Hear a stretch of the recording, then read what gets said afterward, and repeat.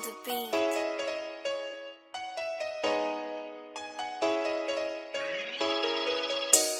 Welcome to the Supercoach Take podcast. It is round 4 now. Round 4 is over, so a lot's changed this year. There's a lot to discuss, and it's a different year to most years. So really excited to speak about it.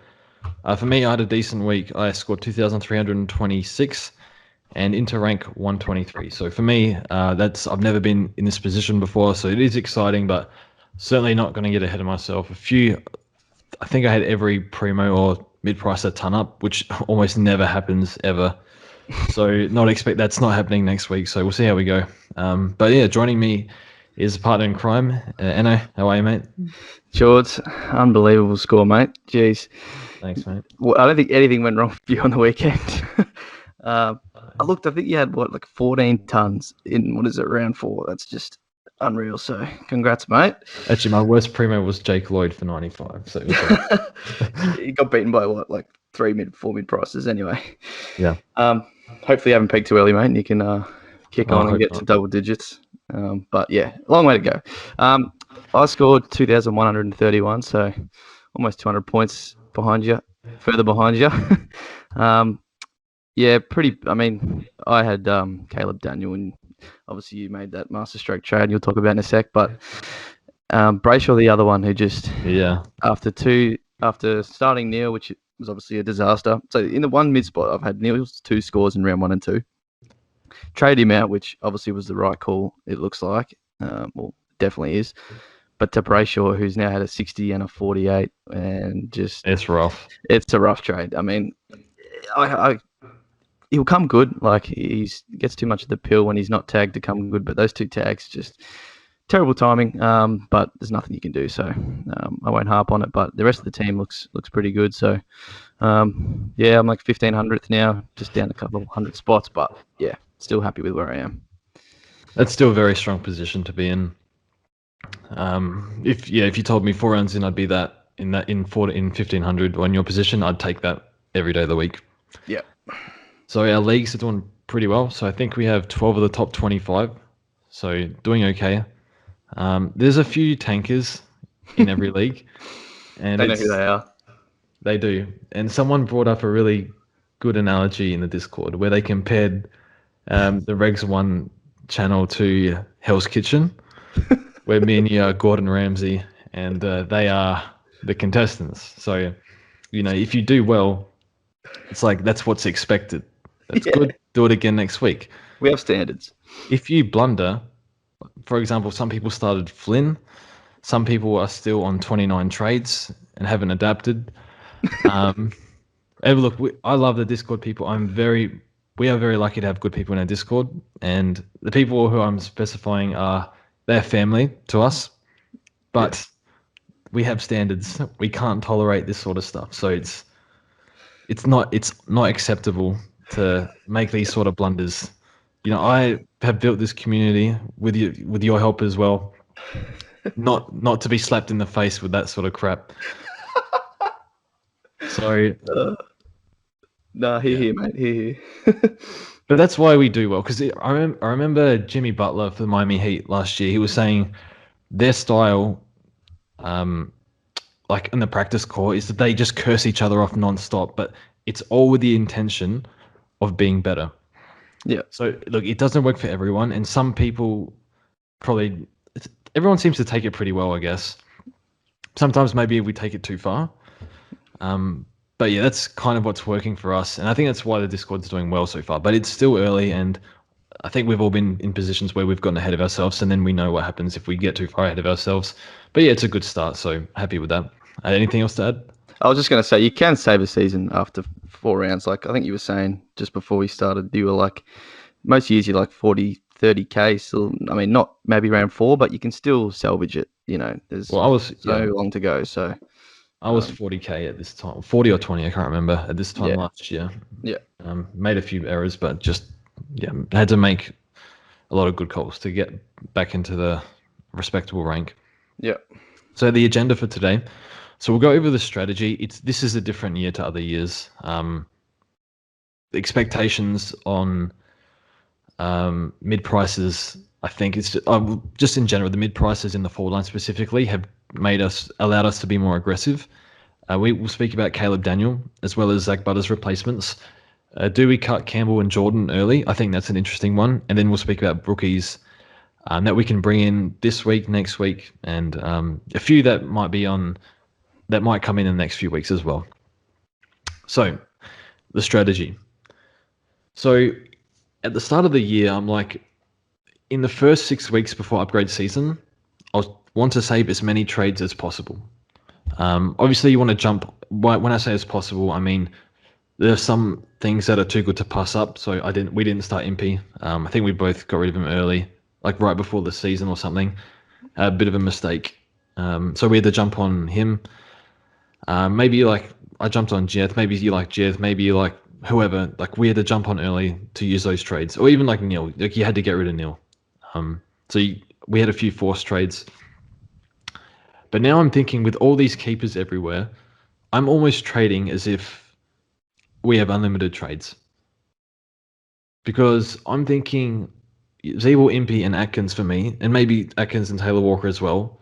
I'm not sure Walker is a keeper, but regardless, he's made a stack of cash early. Like, how often do you get 150k, 200k price rises in 2 to 3 weeks? Not often. Yeah, from a 300k player. Yeah, it's insane. So we've got a fair bit of early fast cash to use, and we have Impey and I'm looking. We'll go through the forwards soon. I'm looking at the list, and I'm not excited about the forwards. I'm very happy with the mid-price forwards at the moment. So, are we going to trade really aggressively? I can't see myself saving a trade, to be honest, for the next few weeks. What about yourself? How do you feel about using just plowing through trades at the moment?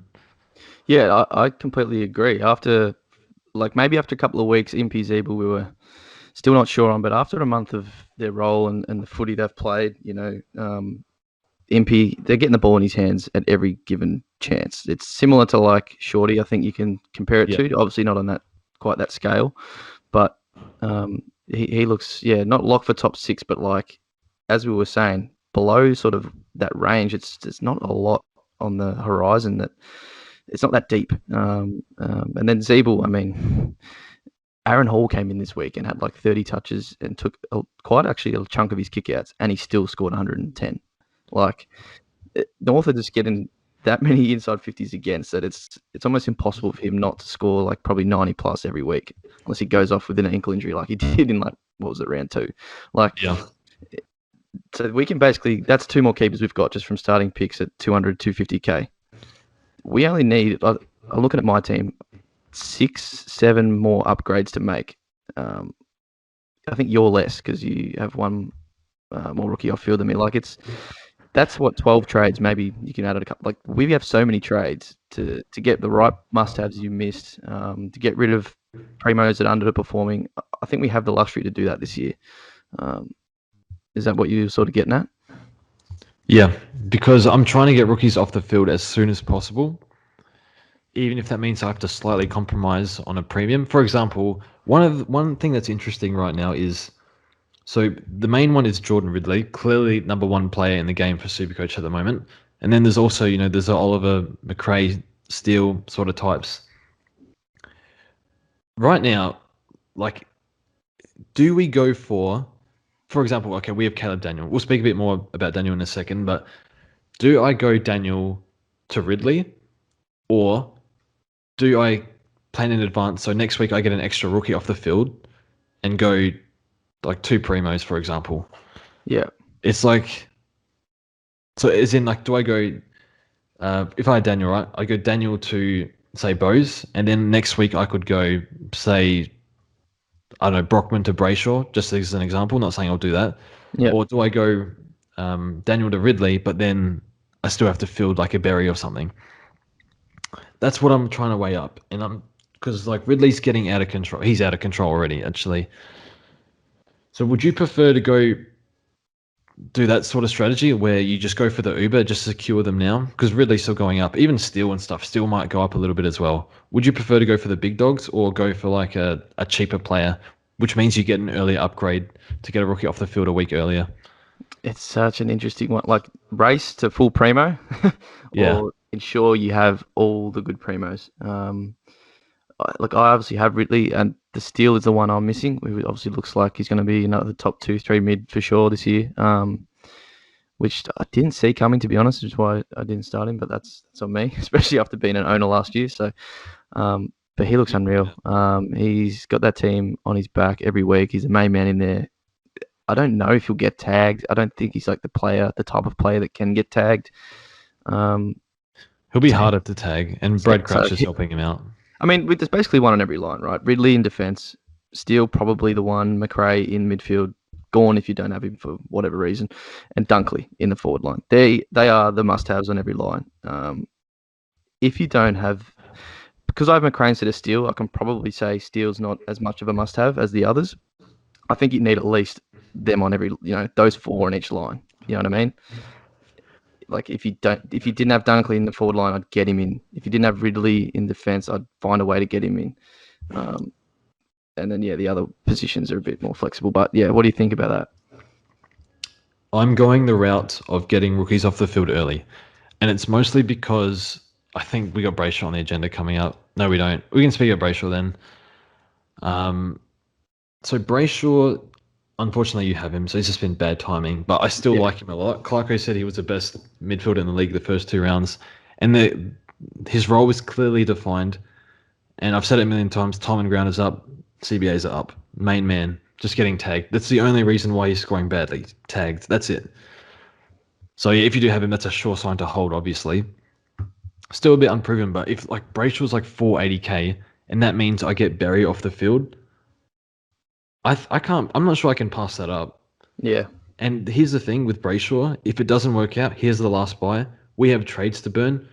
He can turn into whoever, Mitchell, Bontempelli, whatever. That's just like a plan B sort of thing. Maybe it doesn't work out that way, and maybe we want to keep him, but just in case, because he's so cheap and he's getting. There's so many points to be had here getting a Berry off the field for me, or even Rowe if that's your thing with DPP. So I still feel like we're bleeding a lot in the rookies. There's a few good ones, but like Jordan, what the hell happened with him? Rowe, you can't trust. So yeah, and our mid benches are pretty much a shambles, really. They're unfieldable, just slow burns. Yeah. I'll probably say on what I was saying about getting those Uber Primos, you probably should have already done that in the last couple of rounds, really. So, Yeah, if you didn't have Dunks, you didn't have Ridley, you probably had to recognise that already. And I guess you have to have someone underperforming to actually make the switch, which sometimes I guess now you're starting team and you don't, so it makes it a little bit harder. But, I mean, you made one this week with Daniel DeBose, so it's sort of, obviously that was very ballsy, but it's paid off. it's too early to say that. It is too early. I mean, I guess Bose is unproven, so it looks good now, especially after the weekend of the 80-point difference. But, yeah. I guess get rookies off field as quick as we can is probably the number one way to go. Yeah, so that's the thing. Yeah, that's what we went over it anyway. But yeah, I'm going for the route. I'm skipping Ridley, and look, it's not going to be fun at all because he could have scored more really. But these plays like a steal as well. A steals are pretty much priced at what he's averaging anyway, so it's like it's not the worst. But yeah, I'm going the route of skipping the Ubers and getting the rookies off the field. But there is some risk with that, but I'm okay with that. So we can move on. We've sort of touched on this anyway with replacements, but Caleb Daniel, bit of a disaster, and he has to go. Is there any world where he becomes a premium this year? Not after the start, obviously. He won't finish the season on a top 6 average, in my opinion. It's probably not a hot take, but very obvious after 60 and a 20 that he's not going to. You have to do some serious work to even get back up to there. But I still feel he can average in the 90s somewhere once he comes back. I don't know if you think he can at all, or he's just a dud. He can't do that again. But he's had 2 good years, and even the last 6 rounds of the year before, of scoring around 100 average in that position. So if you want to say that the new rules have sort of I mean, he's still averaging 28, 30 touches before the weekend, which I still don't get how he couldn't find the pill at all. I mean, it was a windy day in Ballarat. It probably was never going to be made for him. But to get 7 touches or 8 in a game is just, it's almost hard to do playing in a backline, like being your role, being like a handball receive guy. He wasn't he lost a few kickouts, I guess, but like, yeah, it's still perplexing how he played that game. It's not perplexing. It is. He averaged 28 touches for 3 weeks. Yeah, I know. He got so much. Getting that little of the pill is perplexing, but I guess to you, him playing poorly is not perplexing. But yeah, I guess there's a difference. But to your point, he still has to go because, like I was saying at the start, we have so many trades to use. We can sideways primos because of these keepers that we have elsewhere. So I'm not taking a week off and a cash hit. Not to mention the defensive bench is a nightmare with Cozzy maybe coming back, but Highmore seems to be gone. So I have to trade him anyway. But to your point of him being able to still be a primo, not quite, but I still think he can average in the 90s somewhere once he comes back. No, I don't see it. It's there's just been warning signs. Oh, look, no one could have guessed he scored 19. That's absurd. I have a whole video on this. I feel like I'm wasting my time because I think the more important question is who you replace him with now. Yeah, we can go to that.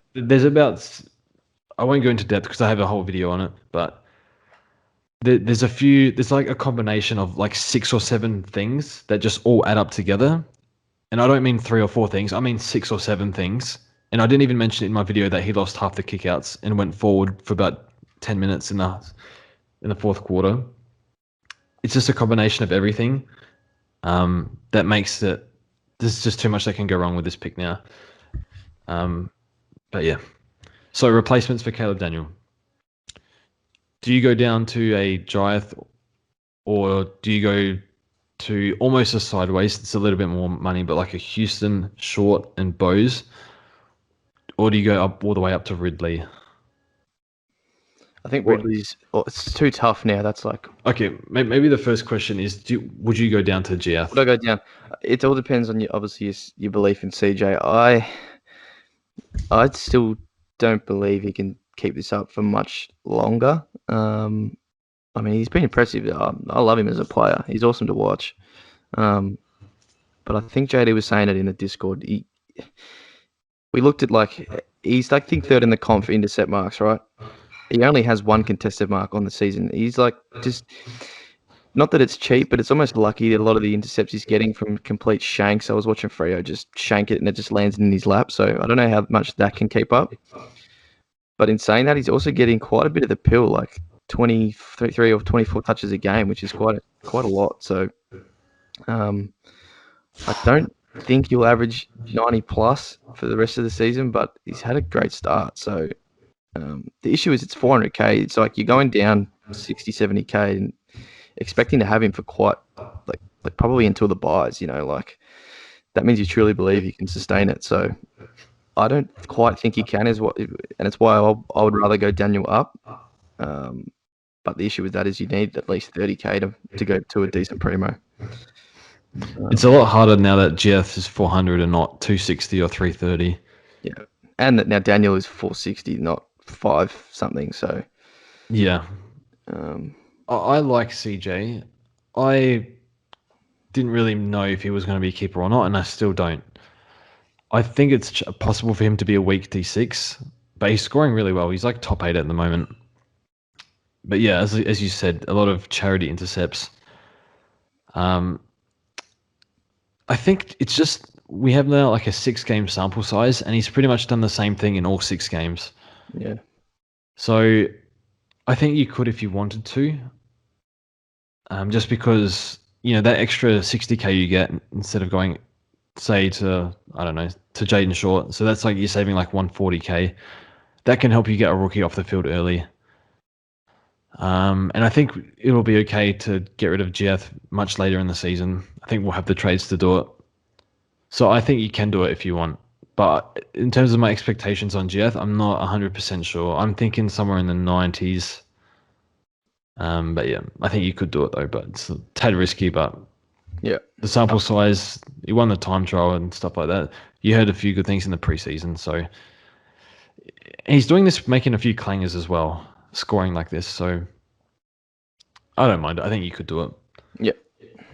So just quickly touch on Short and Bose, not Bose, Short and Houston.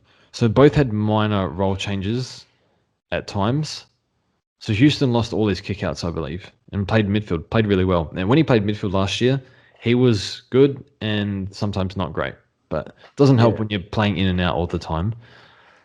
And then Short played a bit up on a wing, but seemed to score really well, still took kickouts, still drove from halfback, just pushed up a little bit, started on a wing at times. So I still think I'd take Short over Houston, just because I don't know how Houston's going to score in the midfield if he keeps playing there.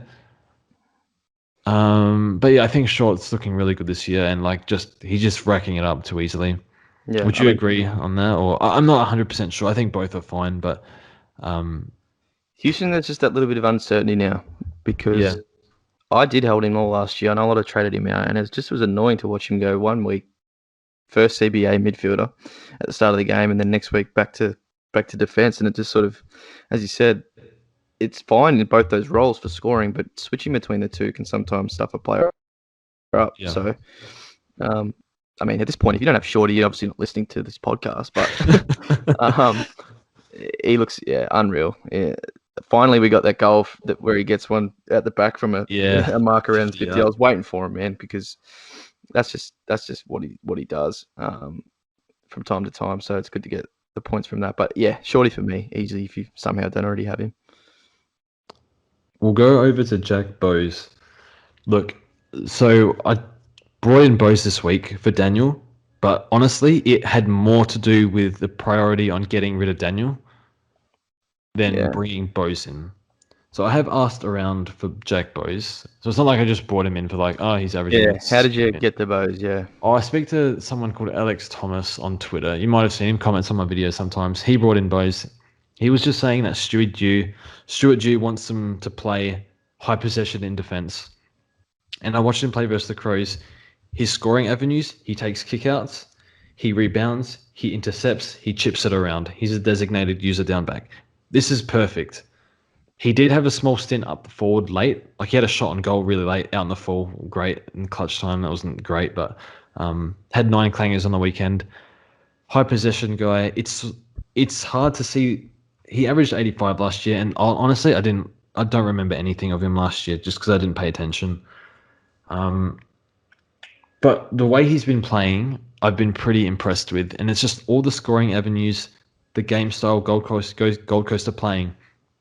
It all lines up, and he was cheap when I got him, and I didn't really have much other choice when getting rid of Daniel because I couldn't get Ridley because it's just money.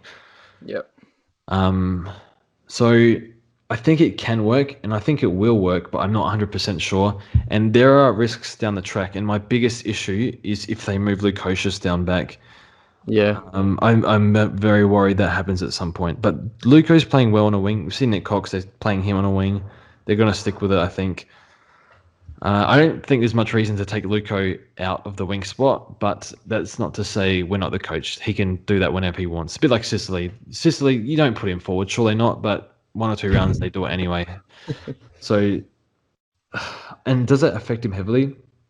I think the main thing is, the main selling point, or that helps convince this pick, is the game style. Stuart Dew likes to play high. He said it. He wants to play high possession in defense, and he's a leader down back. They need him back there. There's an article in the preseason saying he's stepping up his leadership role down back. Can he do it for how long? I'm not sure, but the numbers are disgusting with Bose. It's like 25 kicks, 30 every week. Yeah, so I'm not too worried about this small stint forward, just because it was late in the game. I don't know, they needed something to happen. He's very important to that back six. I mean, I don't know what happens, what Stuart Dew does week to week and stuff, but I feel like I've seen enough to be convinced. But yeah, down the track we'll see how it goes. But yeah, heaps of scoring avenues, and yeah, just pretty much everything I've said. Leader down back, high possession in defense, team. So Yep. I think it's okay. Don't get me wrong. I'm not like super confident, but I feel okay about this. Certainly better than Daniel, but yeah. Yeah. Any thoughts on Bose or? Yeah, I mean, you're convincing me pretty much to get him. My only other one, because I already have Shorty, of course, would be Mills, who we can speak on now. It's just that he's 40k more. So someone like me, who I have literally $5 grand in the bank, it's just a little bit more to make to get up to Mills from Daniel. So I mean, Mills is awesome though. He Him looks playing, he looks really, really good. I mean, round one when he basically looked twice the player Lockie Neal is, who's just coming off a Brownlow. Obviously, there's other reasons going into that, but um, he's been unbelievable. He faded sort of on Thursday night. Somehow he's on like 80 odd, I think almost at 3/4 time, and didn't really even turn up. So obviously that would be disappointing as an owner, but the mid times there, he looks really good in there. He's kicking goals. He's just, yeah. I mean, Parker's and sort of it's always been on Parker and Kennedy, but now that he's in there with him, I think it still helps him a lot being in there with those guys because he's not the number one like target for opposition. So I see, just quickly, I see Parker and Kennedy more often on the opposition's best mids. I know Mills was on Neil in yeah, round one, but yeah, like Kennedy and Parker were taking Dusty the other week, for example. But so yeah, anyway, go on. yeah. Like he's not that's a good, like he's not thrown in there with some other young guys or whatever. Like he's thrown in there with two absolute seasoned veterans who have been champions of the game for like 10 years. That just can only mean good things for him. So I'd love to get him, but the money makes it hard. You'd have to have a bit in the bank to do even a straight trade. So, yeah, what do you think of Mills? Brought him in fantasy. But my fantasy, okay, sorry, I won't talk about fantasy again, but I'm just so reckless. I don't even, like, I need to concentrate in that league. I was like, yeah, Mills looks good, bring him in. But one thing I've noticed with him is his work rate's really good. He gets from contest to contest pretty easily. So good endurance, good contested game. He's a tall mid. Do I want Mills over the other guys? At least Mills' role is more clearly defined. Whereas like Houston, Short, and Bose all had like weird stints elsewhere. Not Yeah. weird stints, but like kind of moved around a little bit. So at Well, least Mills is more clearly defined. yeah. We They should got, just quickly bring this up, though. Dane Rampy is out for a month. Does that change anything? isn't Rampy their second key defender?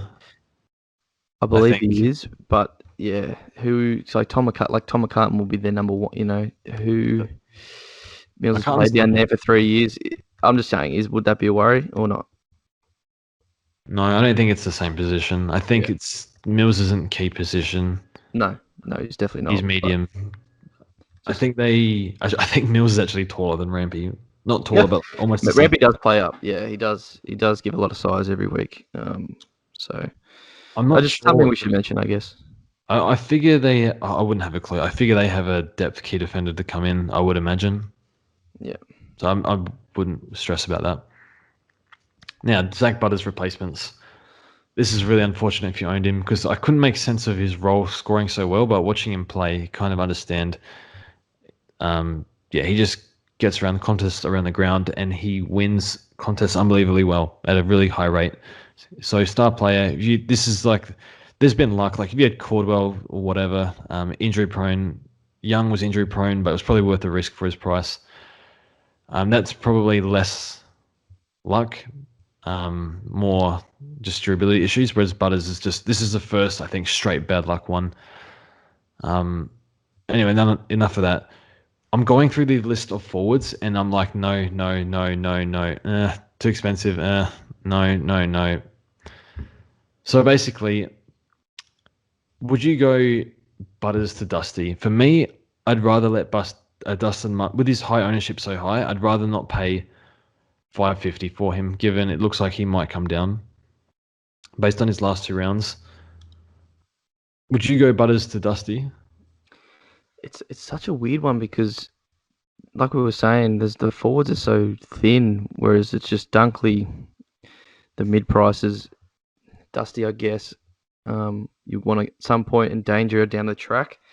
Once he comes back, and probably drops a bit in price. So it's very weird because if you assuming already have Dunks or Dusty or maybe both, who do you really go to? Like, it's almost worth going a midfielder, but then you obviously have to field a forward rookie of some sort. So, obviously one more than you already were, whether it's one, whether it was zero, makes it really, really difficult.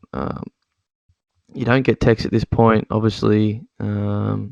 You go Dunkley if you don't have him. Yeah, you go Dunkley if you don't have him. Yeah, I think we've made that abundantly clear. If you don't have Dunks, get him the hell in because he is just killing it. But do you go Dusty? It's like the only guy really there is, and it's 40K up. So we'll go down the list, right? Okay, so Dusty's like, I don't think Dusty's worth it. But then who do you go? Okay, that's the question. Mostly because Dusty's highly owned, and there's a high chance that he gets to 500k, like he has the past 5 years in a row. Okay, so Zeeble, if you don't have Zeeble, you still go him at that price, I think. Yeah, sorry. If you don't have Zeeble, we go them. Have him. Yeah, I assume everyone does. Toby Green's durability is not good enough to go this early, in my opinion, but should score well. But yeah, durability, no way in hell. We saw like more today. Adams, like all these, Adams was a bit unlucky, but just the same players getting injured this year, apart from Butters. Then it's 7th is Impey. So I would go Impey if you don't have him, even at that price. Yep. Fogarty for Carlton, his CBAs were not good when he scored well, so scored a 50. This is not a dude you can trust just yet. No. I haven't watched a lot of him, but I look at the stats. Obviously I need to get a proper look at him, but I see 16 CBAs. I see that was last week anyway, and I say no, thank you. Norton and Bruce, no. They're just like swapping each week. Who kicks a little bag? It's kind of cool though that they're averaging so well. Yeah, but no. And then we have the answer at number 11. Oh, here we go. Tom Atkins. Oh God! I actually think he's the answer. I think he is too, honestly.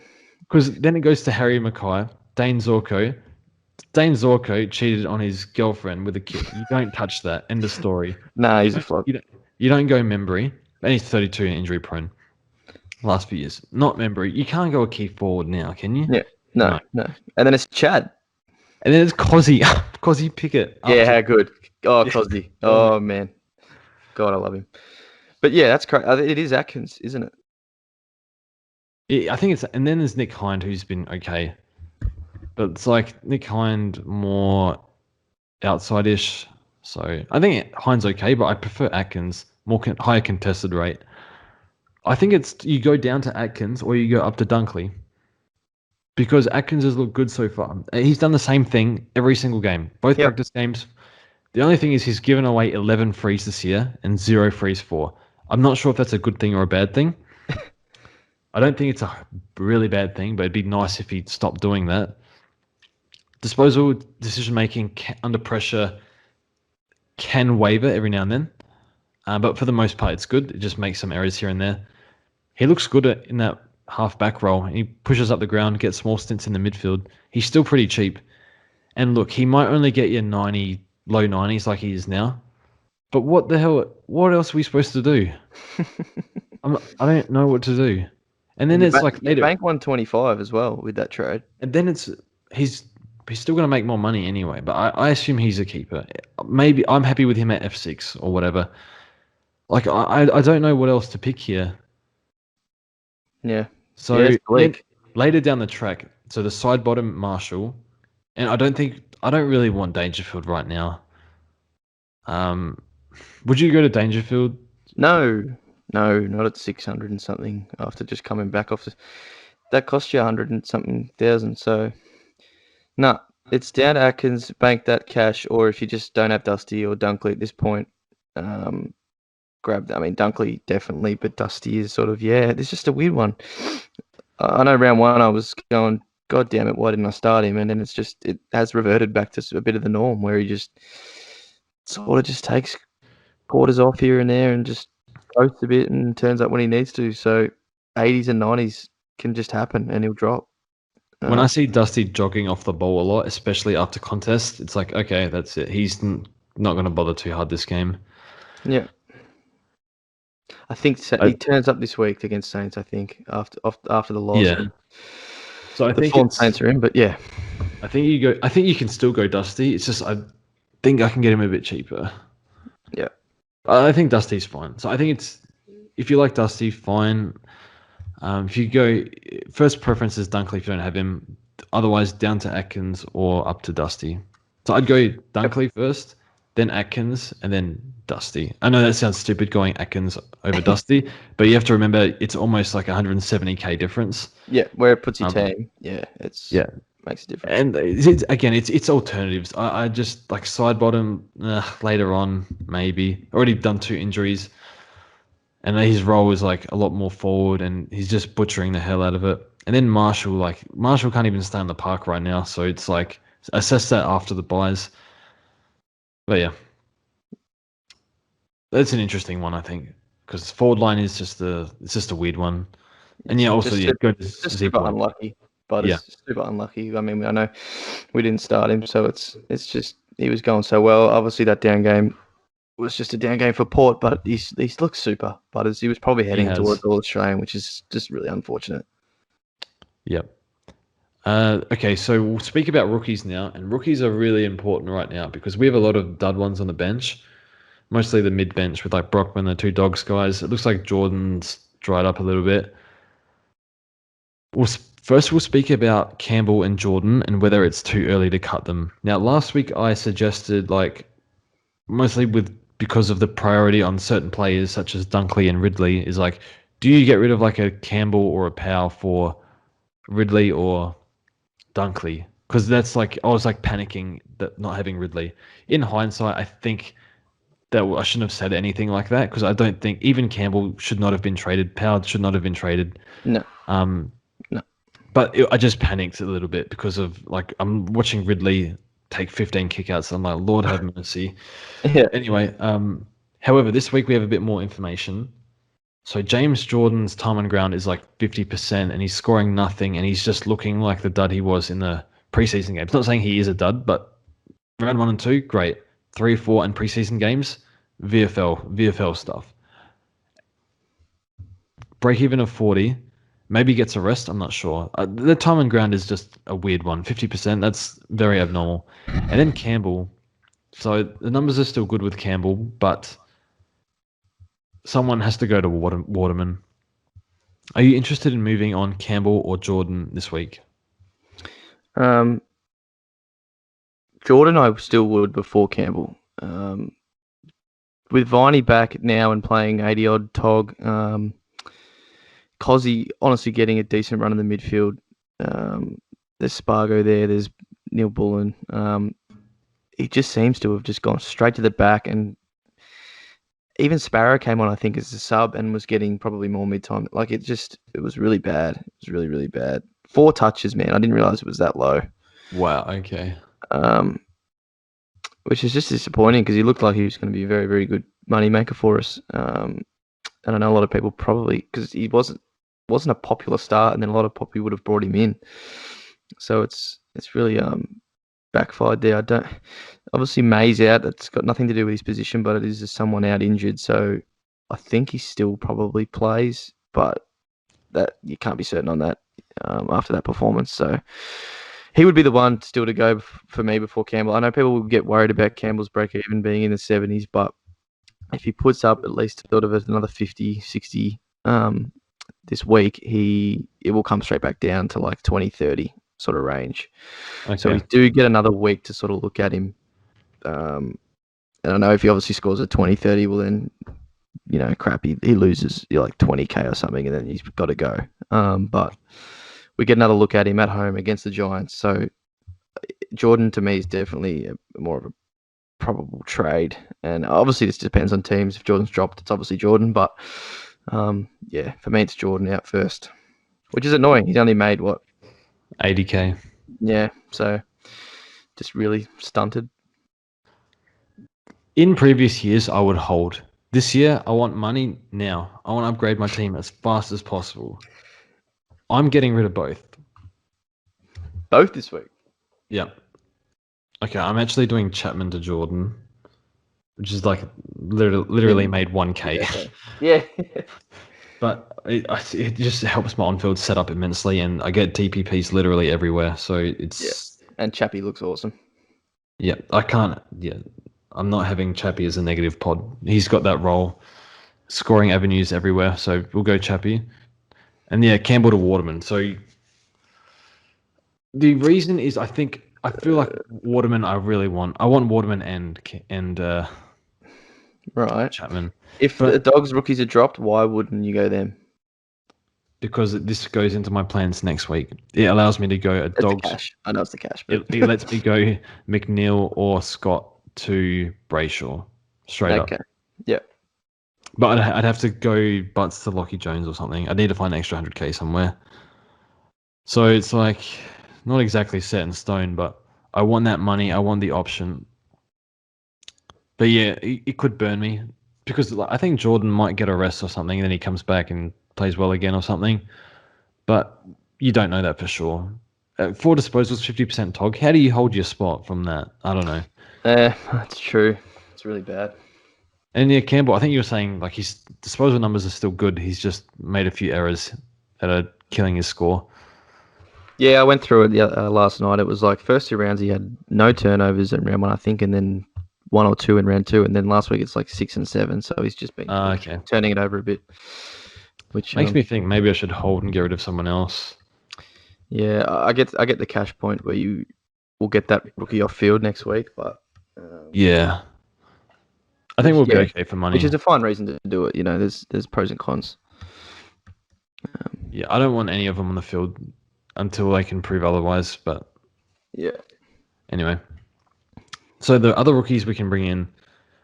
So Dev Robertson, I think it's unfortunate that he played the Dogs this week, just because they decided to score against. Didn't really notice him much. Did you? I don't even remember much about him, to be honest. I know his junior numbers are good, and he played with Berry in the team, I think. He did, but yeah, I didn't notice him that much. No. I think his time on ground wasn't the best either, and he seems like his ratio seems pretty bad. Disposal's not good, which was a knock on him in his draft year. So it's like Dream Team is like plus 10, 15 on his score. So his tog was fine. It was 70.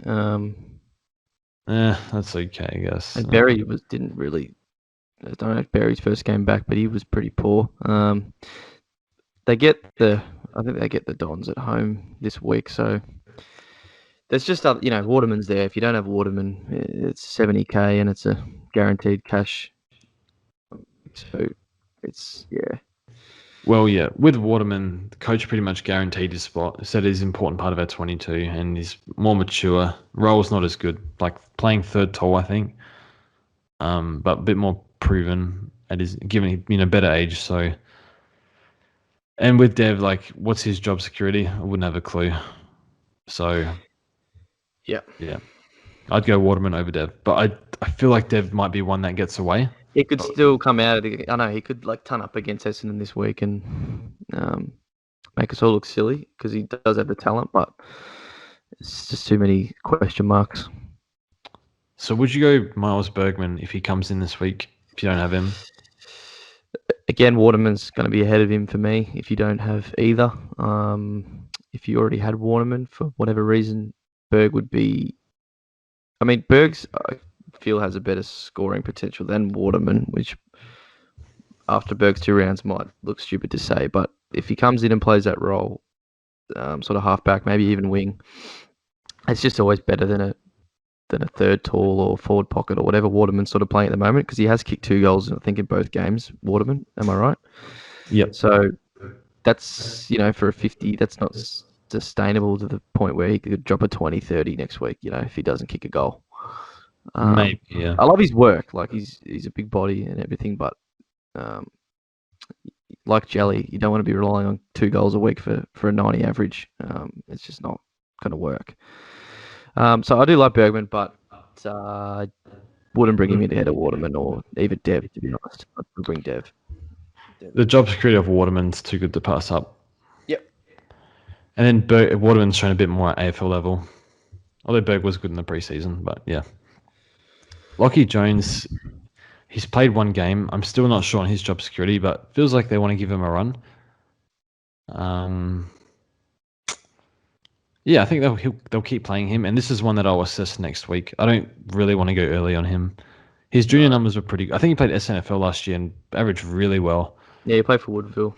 He started off a little bit shaky, made a few errors, was more interested in hitting bodies, but composed himself a bit and played out the game really well. Took a few marks, used his body a bit. So I like him. He's one I'm considering next week. And we can finally speak about two players that might come in. First one is Coleman Jones. Someone in the Discord was saying, I think it was CW, was saying his endurance is poor.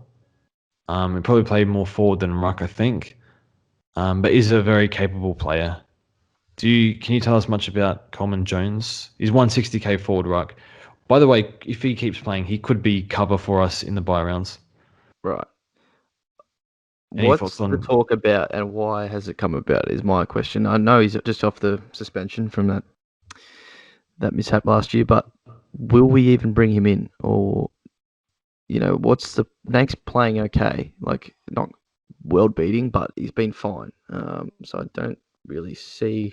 Can't play both with the two titles forward. I guess a lot of teams are doing that. I mean, Freya's got 7 body skyscrapers, which I don't know what's going on there, but I don't see why we would. Okay. It depends. I guess it's probably team dependent because if you say, I know Saints probably won't have their twin towers this week, but maybe if they did, we would. To combat the Ryder Marshall sort of combo, but I don't know if they're going to have that this week. So I mean, obviously wait and see if he even comes in. That's sort of my question. But what would you? Who would you trade him? Who would you trade out, and where would you have him? Like in the forward line? Now that you say that, I feel like we're wasting our time speaking about him. We might. Maybe in 2 weeks. Yeah, he might not even come in, I guess. So the next one on the list is probably worth more time talking about, I would say. Yeah. So Colin Jones, I guess we'll worry about, but I'd be happily sideways of one of these crap mid rookies if he scores well. He's one you probably got to give 2 games to. Yeah. So everyone's saying the big talking point is Caleb Daniel this week. No, it's do we go 3 weeks early on Finn McRae? Because everything I've read on this dude has been like, how is he not playing games? Like every time I read Collingwood Big Footy Board, they say like the changes thread, like who comes in? Everyone, Finn McRae in, Finn McRae in, Finn McRae. Best on ground, best on ground VFL, best on ground VFL. Exactly. I'm not going to go early on him, and I don't mind if you do, but it's just like maybe like an injury comes or something, which obviously highly unlikely. Seems pretty durable, but just in case, see how he goes. But I think we're all expecting him to be one of the better rookies this year. I think if he does well, I think you can bring him in 1 week early because Adams is out for like 10 weeks. And did Sire do an injury? I can't remember. Not sure. He was like sick or something, gastro. I think he's fine. But anyway, would you bring in Finn McRae if he plays well this week, the week after? I think you don't go in blind of 0 games. I reckon you could. No, probably not. You have to have some balls. But so I got subbed out. I was just looking. But yeah, I mean, Jackson McRae, one of your big favourites for about 5 years, and then now here comes his brother. So could he be the next McRae pick? It would be cool to see. It all depends really on where the Pies are going. Like, have they now accepted at 1 and 3? They are not making finals.